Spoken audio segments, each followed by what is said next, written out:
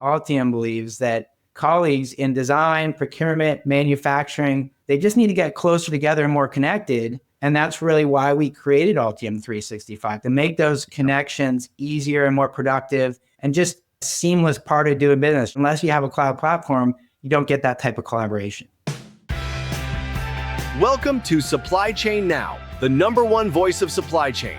Join us as we share critical news, key insights, and real supply chain leadership from across the globe, one conversation at a time. Hey, good morning, good afternoon, good evening, wherever you may be. Scott Luton and the one and only Marty Parker with you right here on Supply Chain Now. Hey, Marty, how you doing today? I'm doing great, Scott. I'm really looking forward to learning about one of the most important parts of our supply chain today and how to make it better and all the uncertainty we're facing. Oh, I'm with you. I am with you. And we're going to do all of that while enjoying gorgeous weather here in Georgia. It's early spring. We're duking it out with a little bit of pollen, Marty, but that's okay. I'll take that. It's just, 70 degrees and still brisk. Oh, it's so nice. But kidding, all that aside, Marty, you nailed it. Timely show today. We're diving into those ever-shifting sands when it comes to that pesky trade landscape out there, especially as it relates to what Marty mentioned, the electronics industry. It touches all of us, right? But truth be told, no matter what sector you're in, we're going to be able to offer actionable perspective and insights here today. We're going to be offering an overview of some of the latest tariff challenges, especially as it relates to our electronics industry and the manufacturing industry and their respective supply chains. We are also going to be sharing how organizations are leveraging supply chain visibility, cloud-based technology, all of that and much more in new and innovative ways. And Marty, that's going to be some of the good news that we share over the next hour. Should be a great show, huh? Absolutely. We're focusing on the things you can control instead of all this stuff you can't control. That's so true. So folks, stay tuned for an outstanding conversation filled with actionable takeaways, the best kind. All right. Marty, are we ready to introduce our great guest here today? Yeah, excited about it. Let's get to work. So our guest brings more than 20 years of technology and leadership experience to the table. And let me tell you this, he is on a mission to help organizations optimize their workflows, automate their processes, and help them leverage data, AI, and cloud computing in new powerful ways to achieve their business goals. Let's welcome in Justin Sears, Head of Product Marketing for SaaS with Altium. Hey, Justin, how you doing today? Hey, hello, Scott. Hey, Marty. Great to see you guys. Doing well. It is wonderful to see you here today. Marty, we really enjoyed the pre-show conversation with Justin, didn't we? We did. We had a lot of fun. So, Justin, one element that we were talking about in the pre-show as we were identifying some of your passions outside of all kinds of cool tech and supply chain stuff, we learned that you're a lifelong runner and a fifth-generation Californian. So that begs one key question, because California is beautiful, we know. What's been one of the most beautiful places that you've enjoyed running or jogging, you name it, being outside out there in California? Well, that's an easy one. I'm right here in San Mateo County, smack dab between San Francisco and San Jose. And I love going over the Santa Cruz Mountains down to Highway 1 on the coast and running up and down north and south on Highway 1. You can see the ocean on your right-hand side and the Santa Cruz Mountains on your left-hand side. And you can just keep on running because Highway 1 just keeps on rolling south. So, Marty, that reminds me of Forrest Gump, right? Keep on running coast to coast. But kidding aside, man, running in the mountains, that's no joke. That'll get you in shape in a hurry, one at Marty. Yeah, and one of the most beautiful places in the world. I've been there, and it's just spectacular. Okay. I feel left out. So Justin and Marty, y'all are going to have to share pictures so I can act like I've been there too. But Justin, good stuff. Great to have you here today. We're looking forward to diving into a really timely topic and conversation. So let's do this. I want to start with some level setting. So Justin, if you would, tell us briefly about your organization, Altium, and a little bit about yourself. Yes, Scott, I'll start with myself because it'll make sense about how I ended up in Altium. I started in SaaS cloud software 2000. That was actually before even the terms SaaS or cloud were being used, but I was a little workflow automation company and selling cloud to our customers to help them automate all their processes. So I fell in love with cloud through that. And then after that, I worked more in data and analytics with a lot of companies that weren't in the cloud. They were on-prem or licensed. And Altium for me is what I do right now at Altium is I run product marketing for SaaS, our cloud platform. So I'm back in the cloud. And in between, I got to work with a lot of supply chain companies, a lot of big manufacturers to help automate their processes. And now I'm back at that also. So electronics, cloud, workflow automation, very excited to be where I am. Now, Altium has a much longer history than I do. They were founded in 1985 in Tasmania, Australia, of all places. So talking about windy roads, the company's had one of those, but started by automating PCB design. So the green boards that go into electronics, helping folks that put all those chips and figure out how to make those things work. More recently, we expanded outside of that PCB designer to all the other folks that have to get involved with bringing product to market. That's procurement people, that's system architects, that's project managers, and that's the Altium 365 cloud platform that I head marketing for.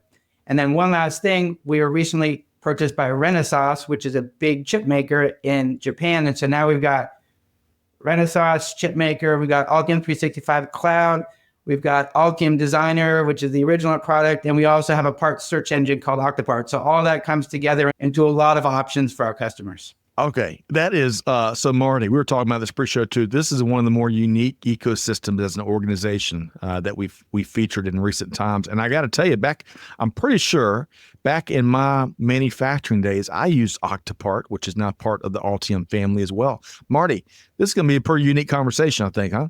Yeah, it touches on all parts of our lives, because everything we talk about on this show is got some electronic component, it seems like, and I'm sure Altium is kind of like the backbone behind all of those devices that we're seeing. No doubt. No doubt. So, Justin, I really wish we could focus on unicorns and candy and all the, little puppy dogs, but supply chain doesn't work like that. We talked frank about the big issues that our organization and our professions being faced with. And one of them right now is dominating every conversation is really what we're going to focus on here today.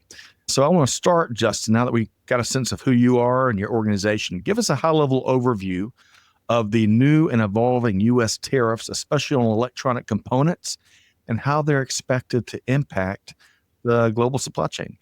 The last part is going to be tricky because the news changes, it seems, every day about what's going on. In this podcast, I'll make some guesses, but that will just put me in the same place as Mary Barra, who's GM CEO, and she was just quoted saying, "We are prepared to mitigate near-term impacts. What we don't know or what we don't do is spend large amounts of capital without clarity." So even GM's CEO is waiting to see what's going to happen. And then just two quick indicators for everybody about what this lack of clarity is causing. It's causing definitely a lot of uncertainty and, buying that laptop or that car earlier because you don't know what's going to happen. The U.S. Fed Reserve Bank's Global Economic Policy Uncertainty Index in January was up 87%. And so that's the measures of all the uncertainty that's in the market. That's going up. And that was actually before President Trump began announcing specific plans for tariffs. So it's just kind of in anticipation of that.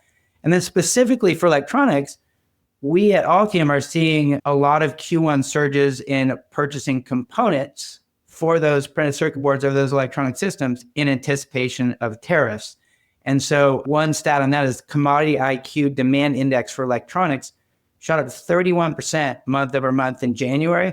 So where people were drawing down inventories of components before, these tariffs have caused people to come back in and buy a lot of things in advance. So that index up 31% in the US, but also up in Germany, 22%, France, 26%, and Italy by nearly 50%. So folks are stocking up with that uncertainty. Folks are stocking up with all of that uncertainty. Marty, that's not a good thing. That is not a good thing. Yeah. I got to tell you, if Mary Barra, and I love that quote you said, with all the resources that GM has, if they're not going to go investing with a whole bunch of uncertainty, there's probably a lesson to be learned for the rest of us there. But Marty, what'd you hear there from Justin? No, I mean, working capital is usually the largest asset on these companies' balance sheets. And if it's going up, they're moving from just in time to just in case. Then they don't have cash and working capital invest in net present value growth projects. We hear about the direct impact of tariffs, but there are a whole bunch of indirect ones we're going to talk about today, and working capital and investment is one of them. So true. So true. And Justin, I think as part of our pre-show conversation, we're talking about a variety of factoids. And I heard a couple that you just shared there, which I liked. But I think another one that you shared pre-show was about, of all the cars manufactured in the United States, a whopping 40% of electronic components of those cars come from either Mexico or Canada. That does not bode well based on where we're headed here, huh? That's right. And one of our big customer groups is procurement managers. So imagine let's just focus on automotive for a while. Imagine you're in a multi-month, multi-year project to figure out how you're going to design the next car with all the electronics that are in it. You have to make a lot of early guesses. And then you have to watch all those parts that you've built into your design until the thing rolls off the line. So those tariffs increase that uncertainty. And if you see those parts start to go up for the electronic components, your cost of your product goes up, and that puts you at a disadvantage. You have to start making other decisions about discounting and things like that. So it's that uncertainty that really causes a lot of the pain. I'm with you. But folks, stay tuned. We're level setting on some of the pain and some of the challenges, but we got some really good news to share and some things you can do and apply no matter what sector you're in. So, Justin, as we keep setting the table here, tell us more about which types of electronic components are most affected by all these tariffs, and how might that influence electronics manufacturers and their product development? Yeah, you should spend, Scott, you should spend a few minutes with some of the PCB designers we serve. They will be able to list off part numbers and SKUs of all the different parts. I'm not an expert in that, but Who is, to your point, this is high complexity, very detailed, way down into weeds. And, if you don't have folks out there, if you don't have an expert in your ecosystem really understanding and sharing that, hey, run and get one today, this hour. But Justin, keep going. Well, but yeah, so I think the thing to focus on is not the type of component, because there's all sorts of different types of processors, chips, et cetera, that go into these electronics. It's where they're coming from. And the biggest tariffs announced were on China, Mexico, and Canada, our three biggest trading partners in the US. And so imports from Mexico and Canada now face a 25% import duty. And I should say, it's just a blanket import duty. It's not targeting a specific type of chip. And then Chinese import tariffs rose from 10 to 20%. So back to what I was saying before, that means that the cost of goods sold in those cars and in all the products that might use those components is going to go up. So what's likely to happen to the prediction? When there's higher cost of goods sold, electronic manufacturers in the US really have three options, and none of them is very good. Option one, they can source the same components as before. So you've got your design set, you're just going to go forward and source the same components. The cost is going up, you pass those costs along to the customer. That's why Marty was buying his stuff in January rather than wait until April. Option number two, they can purchase more electronic components in the US that are not directly tariffed. But a lot of these components, we don't have the capacity to make them here, and it takes a while to build up that capacity. So that's only a half good option. And then third, like I mentioned, they can stockpile more electronics components in inventory, but then you have your capital costs that Marty referred to. So there's three options, but none of them are very good and require some tough decisions, really. And I like how, Marty, Justin keeps it frank. He keeps it real. Three options, but none of them are really good. They come with all kinds of repercussions. And he mentioned Marty, because I think this was, again, folks, we had a great pre-show conversation. I'll tell you, we should release that as a separate podcast. But Marty shared with us pre-show that, Marty, you made a few purchases in advance because you knew where we were going. And that's what Justin was referencing, right? Yeah, I mean, it was clear. President Trump was talking about it on the campaign trail, and he did it the last time he was in office. So I went out and had a 10-year-old car, and I had a probably 3 or 4-year-old laptop. And I would have honestly probably waited until summer after hopefully getting a refund back or something. But there was no way, because those things are going up in price. Yeah. And in the case of cars, potentially thousands of dollars, and laptops, hundreds of dollars. So I went out and did it. And Justin, we're overdue for a replacement TV in our main family room. So we're rushing out to Costco this week. We're going to make that happen. But the other thing, and I appreciate those options. I bet a lot of us can relate to not only those three options that you mentioned and what makes them unappealing choices. But let's talk specifically about product development. How does all this impact product development? All right, now we're bringing it home. This is my wheelhouse because this is what we see with our customers. Like I mentioned, designing electronics, we started as a company with the PCB board designers, and now we're going out and up to the whole ecosystem of folks that are working on it.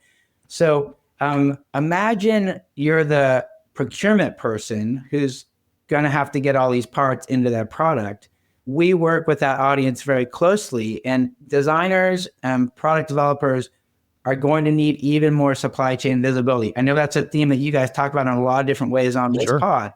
And that visibility is one of the benefits we provide with our cloud platform. So purchasers, they're going to want to find alternative parts. In some cases, a design requires a part or there's a part specified, but there's 2 or 3 other parts that might work. Maybe those parts are made in other markets, so the tariffs are different. Maybe there's different availability or pricing.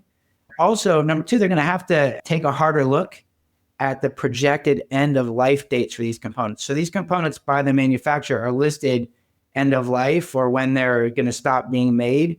And in a more stable situation with tariffs, you might say, okay, 3 years is enough time. People are looking at those end of life dates a little bit more closely now. And then lastly, there's always a risk and a problem with fraudulent or counterfeit parts getting into the end product. As the price of components go up, unfortunately, the incentive to get bad stuff in the supply chain also goes up. So folks are going to have to keep a very close eye on verifying that they're getting the right parts in their products. Excellent call out. And I wonder if that's what happened with my oxygen sensor in my Honda. Because I tell you, we're back at the dealership again, Justin and Marty, I'll tell you what. But Marty, really quick comment, kidding aside, on those product development repercussions that Justin was just talking about. I'm probably the end of life shortened cycles is concerning to me, but also counterfeit, especially when it gets into things that really matter, right? Where safety and health related. Your thoughts, Marty? Yeah, so we're in a time of black and white thinking and things like social media and supply chain. We're seeing comments about cars, or we're seeing comments about gas, natural gas, things like that, which are sort of one component. But what Justin's talking about isn't just this line of one thing going in and out of the country. It's more like a spider web. And it's way more complicated. And any one of these small items doesn't show up, you can't make or sell your product. And so it's got to be driving these new product people crazy. And it stifles innovation when that happens. Not only am I going to wait on investing money in capital, I'm going to wait on investing money in innovation. It's all shades of gray. And that complexity, I think Justin's going to talk about some ways we can resolve that. You're right. Now that we've wallowed in all the pain and the challenges, keeping it real out there, right? We're going to get into the good stuff. And that's what organizations are doing. So, Justin, as promised, we're shifting over now to what organizational leaders are doing about it. And I want to start with how manufacturers, how you see them currently responding to all of these supply chain disruptions and what other challenges they might be facing when it comes to sourcing components. That's great. Yeah. And I'll go back to what I started my career with, talking about workflow automation. So Altium 365 Cloud, as I mentioned, it takes the product development process from initial requirement to release to manufacturing and everything in between. And that is a spider web. That's a complex series of interactions with a lot of people. And one key audience there is the procurement or supply chain group. So we sell an Altium 365 application called BOM Portal, and it bridges the gap between engineering and procurement by creating in the cloud that collaborative workspace so teams can manage BOMs together. And so beyond just showing a list of parts, BOM Portal provides up-to-date health checks highlighting possible supply chain issues. So let's say you have your design and you're planning to do a certain board in that design, and there's hundreds or thousands of chips and components on that board.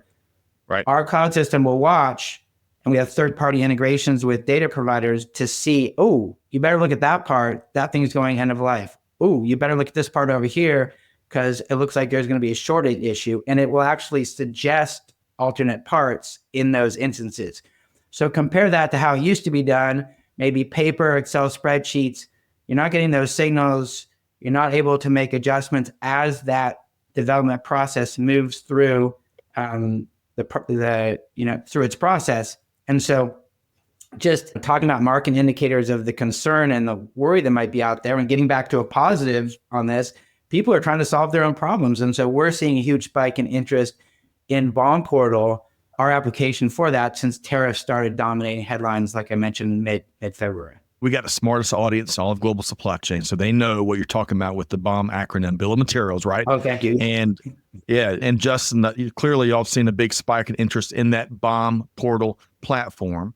But Marty, one of my favorite parts about what Justin has shared there, beyond getting things out of spreadsheets, which we got to do more and more of, let's face it, we all still operate so much so in 2025 in spreadsheets, but using the cloud to bridge all those gaps in that spider web, especially between engineering and procurement teams. That is a big gap oftentimes. What'd you hear there, Marty? No, absolutely. Because the designers will do their drawings and then you're going into the ERP very manually. You make mistakes. You only do it once. There's no real-time updates. And so I think what Justin's doing, bridging that gap, has been a gap in a lot of industries, particularly in one this complex and this complicated with as many parts and suppliers and that sort of thing. I'm with you. I am with you. Very complex. Lots and lots of moving pieces. All right. So we mentioned the cloud. So Justin, I want you to elaborate more on what role a cloud-based collaboration platform. Tell us about cloud-based collaboration platforms like Altium 365 and the role they play in helping these manufacturing organizations navigate the disruption and the shifting sands, and while bridging those gaps we're talking about. Yeah, and this is, for me, is one of the most exciting things about my job, because there's a term hardware and there's a term software, and those are kept apart for a long period of time because we have to do one over here. And what we're seeing with cloud is fusing those things together. So in software, a lot of your listeners will understand or know the term shift left. And what that means in software is you try and do as much in the software development process as early as possible, say user testing, something like that. You want to do that as early as possible, because if you're designing software that the users don't like and you find out a month before you have to launch the thing, you're in trouble. The same thing is going on in hardware and procurement. You want to shift procurement left. And the way you can do that with the Altium 365 cloud platform or some other tool that provides visibility is everybody involved in the development process gets to see things sooner. And that has a lot of benefits. I just said that there was a big spike in purchasing components in January, and we might think about that as panic purchasing because things are going to change. You don't know what's going to change. Shifting procurement left helps make those decisions more proactively. And I like what Marty said, shifting from moving from just in time to just in case and that relationship, rather than the PCB designer finishing the design for the product, throwing it over to the procurement team and saying, hey, go buy this now. The procurement team can look left, look upstream, and see what's coming down the pipe. And this gives them time to do things like forecast inventory levels. Will we have enough stuff to produce this thing we're designing? They can buy parts for multiple projects at scale. We have a lot of customers that are designing multiple products with multiple boards, and they all have thousands of chips on them. You don't want to buy for each of those projects separately, because then you don't get economies of scale. We can roll it all up so you can get that purchasing power. And then in this tariff landscape that we're facing, finding alternate parts. Some of these parts that you planned on 6 months ago, 7 months ago, they're just not going to be available, or they're going to be more expensive. And you need to know that as early as possible. Again, shifting left so you can make decisions about that. Marty, what'd you hear there in what Justin was talking about, the value of cloud-based collaboration platforms? No, it's a great point. I teach quality management, and I teach about how you want to solve quality problems as far up in the supply chain as possible, because it's the least expensive place. When you get all the way to the customer, it's a disaster. And so if, like Justin said, I'm further to the right, I'm closer to the customer, it's too late. I'm suddenly returning things and canceling things and that sort of thing. And then secondly, after COVID, after the first round of tariffs, companies are moving from more single source models to more multi-source models, it's a lot easier to manage a single source. You just make one PO to one person. Now suddenly I'm all over the world and I'm trying to coordinate all of that stuff, and having a tool like Justin was describing to coordinate it. And then lastly, coordinating with all those other groups. That is really, really hard to do with sticky notes and pieces of paper and PDF files going back and forth. We all do it, and it makes the real time. It makes it as far up in the chain as possible. Yes. And then it's all interconnected between all the groups. One of the things you were talking about in your last point there, I was envisioning how we can eliminate the email conversations. Hey, did you get that spreadsheet I emailed over to you? What version was it? Oh, it was version 367. Oh gosh, and all the turmoil that can create, right? And then secondly, you made a brilliant point there, Marty. It's interesting how so often to overcome complexity and disruption, we introduce more complexity and disruption. And there's such an important balance that we've got to strike there. Justin, before I come back, and by the way, I like that digital bomb. That's kind of a practical and effective crystal ball of sorts, right? And we all need more of those. All right. So Justin, if we've heard it once, we've heard it 3 million times, and just in the last week, and that's supply chain visibility. But the reason we hear about it is because how critical it is, and in some ways becoming more and more table stakes, although when you start going down tiers, we all know how challenging that can be. But Justin, speak to how digitalization, can't believe I said that word right, digitalization help companies remain agile in the face of all these changing tariffs and regulations and disruptions. So scenario one is analog. So you got desktop software, spreadsheets, maybe even paper, Post-it notes, PDF. And that means it's hard to gather all that information together. In the example we were just talking about, let's say you make a decision in March with emails back and forth with one person.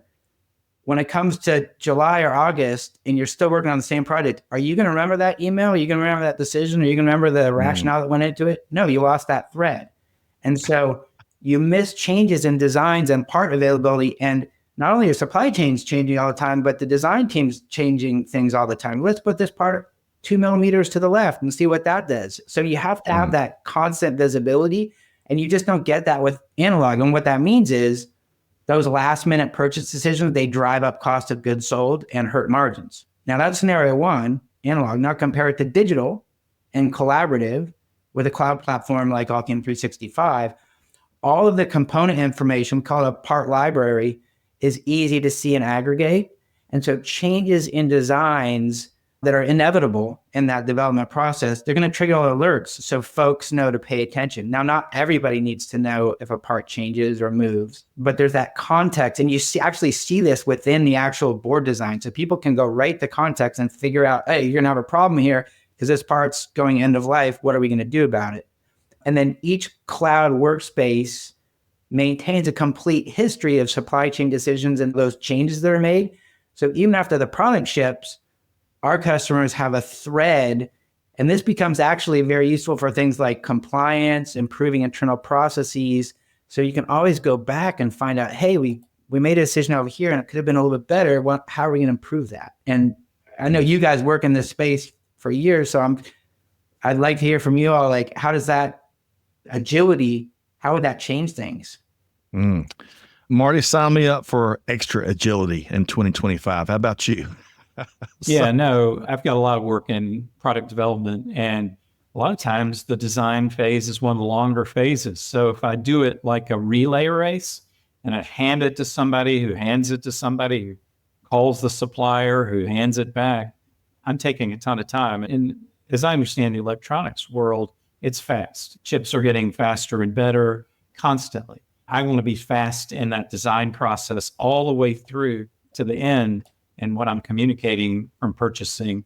And that way I can get out my product faster and better to my customer. Ooh, I love that. Been there, done that perspective from the one and only Marty Parker. Justin, give us one more example. We're about to broaden out the scope a bit, right? Before we do that, though, give us one more example of what we were talking about with digitalization and organizations trying to gain more agility. Yeah. So let me give a hypothetical. Let's say there's a new tariff that affects components from China, and that those tariffs are in place. So that's not hypothetical anymore. Altium 365 BOM portal can immediately identify affected parts across all projects. So you might have a project or a product that has components from 7 different countries that aren't all affected, but we can identify the parts that are sourced from China and in the design pinpoint and show where there's risk. So in the same tool, that's one of the things that we love about Altium 365. It brings people into this collaborative environment. So you don't have to jump from app to spreadsheet over here. It's all in one place. So without leaving that environment, purchasers are going to get suggestions about alternatives, in this case, from maybe non-tariffed regions that meet the same specifications. And maybe they'd already looked at those parts, but maybe not. Maybe that's news to them. So look, we don't know exactly how these tariffs are going to change electronic development and manufacturing. That's the uncertainty. But digital platforms like ours will ensure that our customers can pivot quickly as those changes come up. They're going to know about the change in context of their design, and they're going to have alternatives right in front of them that they can start acting on. Good stuff. So folks, if you don't get help from Justin and the Altium team, get help somewhere, because there's a better way. And that's a big part of the good news here. All right, Marty, quick comment before we kind of broaden out the scope. Anything to add there, Marty? Yeah, so we have all these externalities like tariffs that are affecting us. We don't have control over that, but we do have control over the sticky notes and spreadsheets and old practices. So your competitors are going to eat you alive in that environment if you're not doing it in a sophisticated way, like Justin was describing. Well said, Marty. You know, I found more and more that we can surprise ourselves by really not keeping assumptions about what's within our control and without our control. We've got a lot more within our control than a lot of folks think, I think.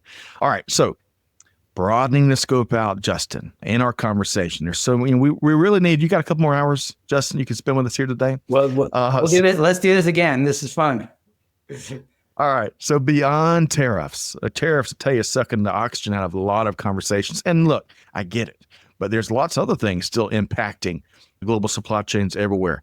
What other risks or trends would you like to call out, especially that are really impacting the electronic component supply chains? And beyond naming some, how should manufacturers be more prepared to navigate them? Yeah, Scott, when we were getting to know each other, I mentioned I studied international relations, and this was in the mid 90s. So it was a different world back then. I'm seeing some things that we thought were gone and done back in the 90s come back up again. So I'll start with geopolitical conflict and instability, and pick your example there, but I'll give you an example. I was just at a big electronics show in Germany called Embedded World, and a lot of the German visitors that came up to our booth told me about how the German government is investing a lot more in defense because of the threat posed and diminishing support from the US.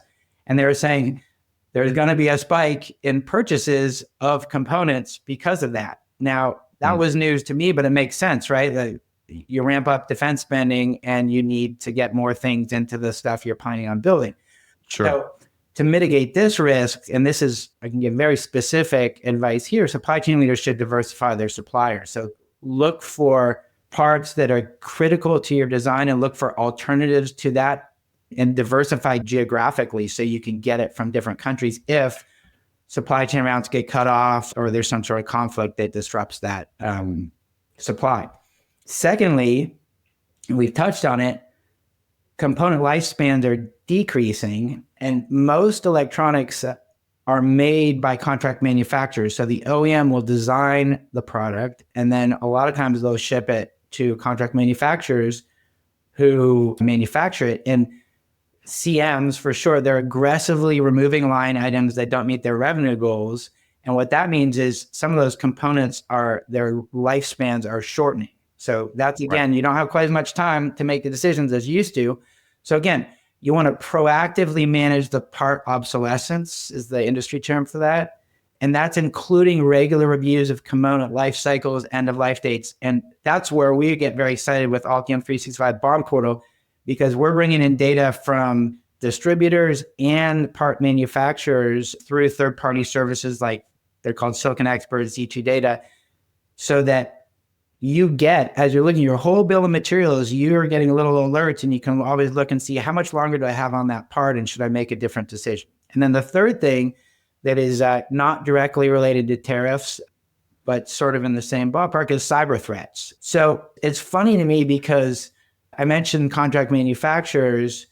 A lot of times when I'm at a show, like I'm the one at Germany, people say, oh, well, I don't know if we're ready to move to the cloud yet because we're concerned about security. And then I'll say, okay, so how do you share your designs with your contract manufacturers? Oh, we send them an email with a PDF attachment. And I'm like, so you're going to trust that person in another country that's not part of your company versus cloud. And then you have to have it on your IT team to make sure that data is secure and safe.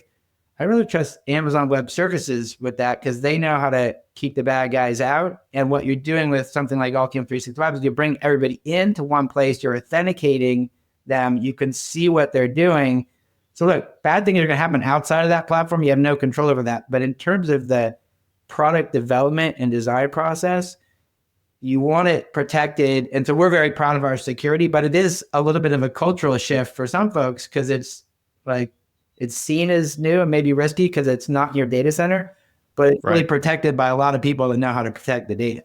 Really quick, before I bring Marty in here, a foremost expert joined us last year that's been involved in thousands of cyber hacks and negotiations and all this stuff. And he's the number one thing he urged people, to your point, Justin, we've got to, as your organizational culture, you've got to embrace that zero trust mentality, that understanding that the bad actors out there, they don't view themselves as bad actors. They view themselves as going to the job, clocking in, clocking out, and their whole duty is to find weaknesses in organizations and exploit that. And until we understand and embrace that as a culture, bad things are going to continue happening on levels and extents that don't have to be as great as they are. All of that said, Marty, so we talked about kind of what's old is new again, geopolitical, those lifespans again, decreasing. I don't like that. And of course, cyber threats. That's just the world we live in right now. Your thoughts, Marty? Yeah, two quick points. One, I was with a company that was talking India this, India that, India this other thing related to the tariffs. And I was sitting there thinking, well, what if India gets hit with tariffs? Right. What are you going to do then? But Justin made me think of, this is going to date me, in making these cloud arguments years ago. I pictured our IT person with hard drives, backups in the back of their car. That's how they backed up all of our business data, and thought to myself, wow, that's really safe. I'm going to trust that over Google or Amazon or one of these companies that does it so well on the cloud. So I think the great news is all these geopolitical things, the solution is still the same, right? Yeah. And it's funny, I think of COVID as sort of a mini view of what comes from tariffs, and companies had to respond to it in an emergency. Now they can respond to it proactively with someone like Justin's help instead of just having to throw everything together last minute. Well said, Marty. And the lessons we learned during COVID, this is why it's so important they stay with us so we're better prepared, and hopefully have been better prepared to navigate the disruption and all the uncertainty we're seeing now. So, Justin, how do you see the relationship from electronics design to procurement to manufacturing, production, all of that evolving as we respond to these disruptions we're talking about? It's all about a word I use 100 times a day, which is collaboration. And Scott, when I was getting ready, preparing for our conversation, I remembered a quote from Benjamin Franklin, who he reportedly said when he signed the Declaration of Independence in 1776, let me get this just right. He said, "We must all hang together, or assuredly we shall all hang separately." And I think that's pretty much sums up what the supply chain challenges are in electronics right now. And the teams that are designing these things, if you're separated, you're going to all hang separately. And so I believe, and Altium believes, that colleagues in design, procurement, manufacturing, they just need to get closer together and more connected. And that's really why we created Altium 365, to make those connections easier and more productive and just a seamless part of doing business. You go to work every day, and look, we have heavy users on Altium 365 that are in there every day for hours. And we have folks that come in every 1 or 2 months to weigh in on something. All of that's great. But unless you have a cloud platform, you don't get that type of collaboration. So before I get Marty to comment on here, and I love that Benjamin Franklin quote, I'm going to completely steal that from you, Justin. I'm going to tell you. Talk to us about any stories, anecdotes, case studies, examples, so for the folks out there, they're like, well, so what?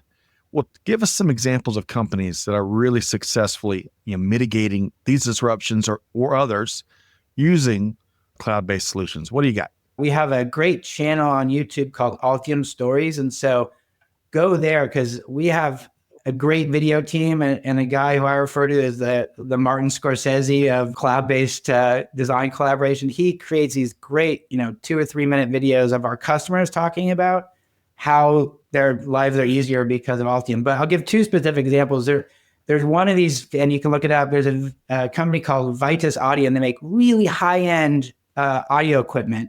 So, of course, really high-end audio equipment requires really high-end components, and they actually build it all in-house because they're master craftsmen. And so in that video, one of the speakers says, with Altium 365, let me get this. With Altium 365, the manufacturing part search, so that's Octopart and Octopart, right, where you immediately see when you're looking for new parts. That's a very, very crucial part for us because we are way ahead of the whole sourcing procedure. So way ahead, I read that as shift left, just getting those initial signals from Octopart. And because Octopart's integrated into Altium 365, our customers experience that as one and the same. Those 2 things come together. The other fun one that you can find in Altium Stories, and this is a supply chain story, but not about using us for supply chain. We have a customer who makes a robot that goes down into piles of grain up to 2 meters and can sense if there's mold in the grain. So they are protecting the supply chain for grain, which is more and more important every day, but they're using technology that was created using Altium. Now, how's that for this thing that leads to another? But it's really fun to watch this video. Guys, I had this idea and I couldn't make it work. I wanted to get a robot to go and submerge in grain and find things out. And then there's images of them actually building the PCB board that can make that possible. That is really cool. And we're going to make sure we share the link to where you can check out all these stories and applications. And especially one of the things we talk pre-show, we keep referencing this. This is a great conversation, is all the many unique and very purpose-built applications and missions that folks are on that y'all work with, Justin. I love that. And as long as robots are doing that, as long as they're not delivering my pizza at my door and those really scary looking robot dogs or anything, let's do that last. Marty, really quick, we're gonna have a fast and furious finish, but comment on those examples Justin was just sharing, Marty. No, the one about the grain, I'm guessing, is a relatively smaller company. And a lot of times when we're talking about these components, we're always talking about these giant companies like GM that have all these tools, but now smaller to mid-sized companies can now get access through the cloud to the same kinds of tools so they can mitigate these supply chain challenges as well. I think that's fantastic. I'm with you. I am with you. All right. So Justin, fast and furious finish, right? We're at the Belmont Stakes. We're coming around I'm ready. The home stretch. Let's talk about the crystal ball first. And I appreciate your disclaimers of what you are and what you aren't, but what do you anticipate in terms of long-term shifts in global sourcing strategies due to all these stinking tariffs? I'll make 2 guesses and then you might be back here 6 months from now. We'll take a look back and we'll laugh at how right or wrong we were. We can take a look at. Number one, I think these tariffs are going to favor American semiconductor or parts manufacturers in the United States that already have electronics manufacturing capacity here. Now, The number of those companies has shrunk over time, and now some of that's going to be coming back. We already see those builds happening. But folks that are in place to produce those parts here, they're not going to be affected by the tariffs. That's one. The second group, I think, is existing manufacturers outside of the U.S. who don't face those tariffs. And so, if we're looking at the automotive industry, car makers in Europe, some countries in Asia, they might gain a competitive advantage in margins because they're not facing those tariffs so much. And so look for things like component manufacturers an alternate manufacturing hubs, maybe Malaysia, Vietnam, those folks might benefit. And of course, we've already talked about the Chinese tariffs, so who knows what impact that's going to have. But US folks with established manufacturing or folks that are in countries making electronics that aren't affected by tariffs yet, I should say. Justin, excellent. And the 6-month challenge is on. Okay. So Justin, it's all about action, deeds, not words, as we like to say around here. Key takeaways, final advice that you want to offer to especially, well, any manufacturer, but especially electronics manufacturers looking to safeguard their supply chain and maintain success, growth, and innovation, despite all these challenges that we've established here today.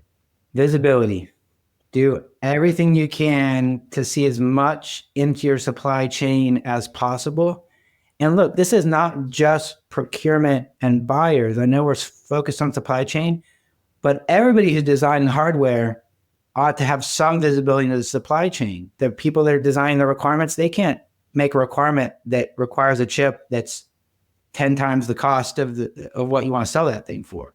The people that are testing, they need to start building the simulations around certain parts. So everybody has an interest in understanding these supply chain interests, not just the procurement people.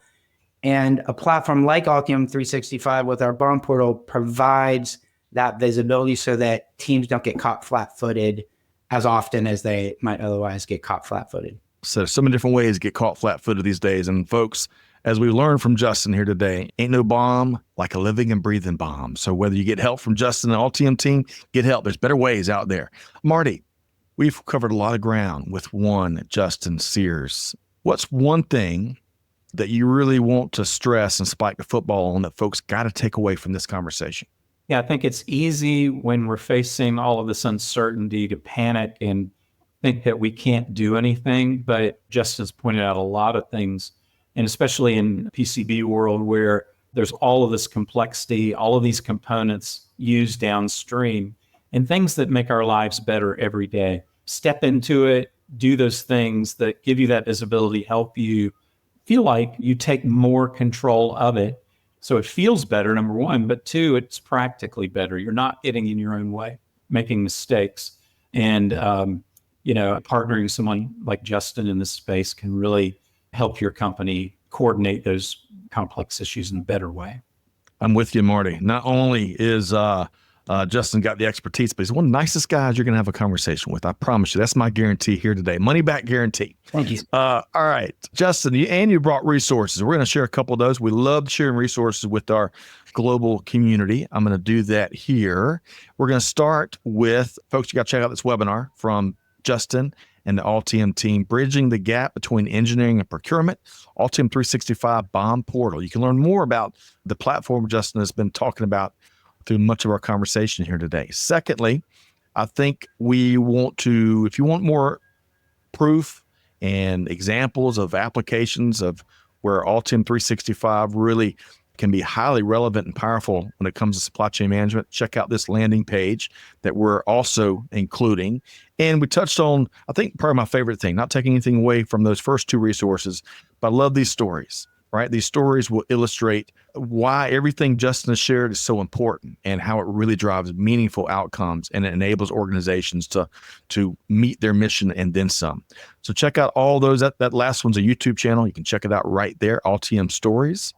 And what'd you call the gentleman that is traveling the world?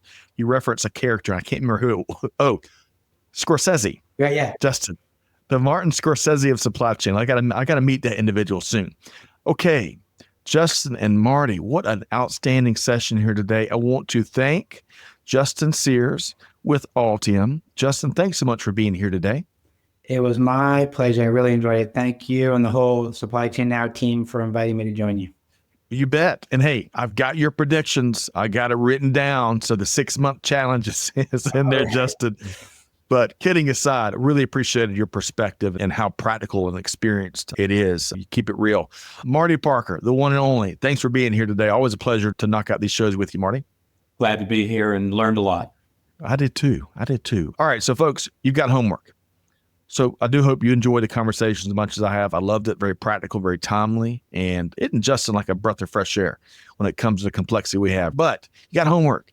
You got to take one thing, just one thing. You got about 18 options, probably, maybe 36, but take one thing from today's conversation, share it with your team, put it into practice, right? And then come back and let us know what you did with it. But with all of that said, on behalf of the entire team here at Supply Chain Now, Scott Luton challenging you to do good, give forward, and be the change that's needed. And we'll see you next time right back here on Supply Chain Now. Thanks, everybody.